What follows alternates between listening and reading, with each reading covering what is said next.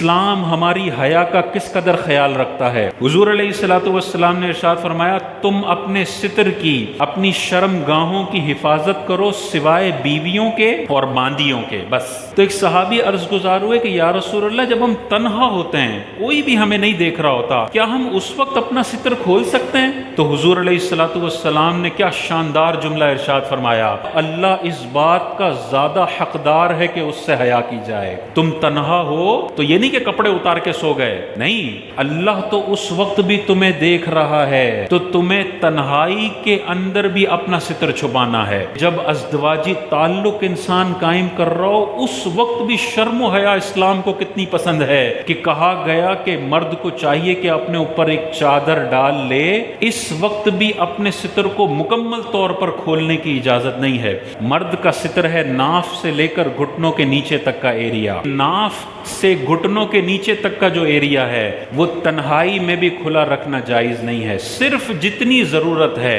غسل خانے میں غسل کے لیے جاتے ہیں، استنجا کے لیے جاتے ہیں، بس جتنی ضرورت ہے اتنی دیر، یہ نہیں کہ ضرورت 10 منٹ کی تھی اور موصوف اندر موبائل لے کر گئے ہوئے ہیں اور 25 منٹ میں اندر براہنہ ہو کے موبائل استعمال کر رہے ہیں۔ یہ ستر بلا ضرورت کھولا جا رہا ہے اور یہ اللہ تبارک و تعالیٰ سے بندہ حیا کرنے والا نہیں ہے کہ حضور نے ارشاد فرمایا لعن اللہ الناظر والمنظور الیہ، جو ستر کھولتا ہے اللہ تعالیٰ اس پر بھی لعنت فرماتا ہے اور اس کھلے ہوئے ستر کو دیکھنے والے بندے پر بھی اللہ کی لعنت پڑتی ہے۔ بعض لوگوں کی عادت ہوتی ہے گھر میں قمیض اتار کے ہی حضرت گھوم رہے ہیں، بیٹیاں بھی ہیں بیٹے بھی ہیں، لیکن ابا جی کی عادت ہے جیسے گھر میں انٹر کرتے ہیں قمیض اتار دیتے ہیں۔ اب اس میں بعضوں کا شلوار ناف سے تھوڑی نیچے ہوتی ہے، نیچے کا ایریا نظر آ رہا ہوتا ہے، یہ تو حرام ہے۔ جتنی دیر یہ گھر میں حضرت ٹہل رہے ہیں یہ حرام کام کر رہے ہیں، اور اگر ناف تک چھپا ہوا بھی ہے تب بھی بلا ضرورت یہ اوپر کا ایریا کھولنا مناسب نہیں ہے۔ انسان بڑا عجیب سا لگتا ہے آدھا ننگا ہو کے،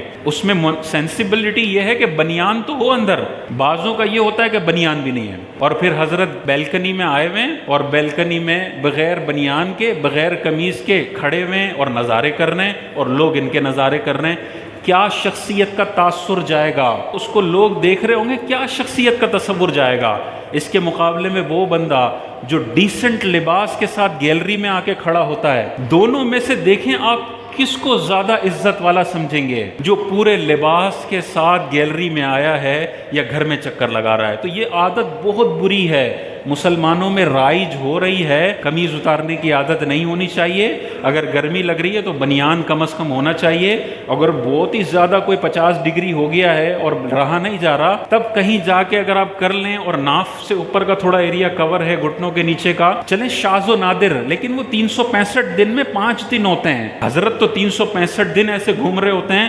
مناسب نہیں ہے۔ بچوں پہ بھی برا اثر پڑتا ہے، ننگ پن آتا ہے گھر کے اندر، بچیوں پر بھی برا اثر پڑتا ہے اور ایک گھر کے اندر عجیب و غریب ماحول ہوتا ہے۔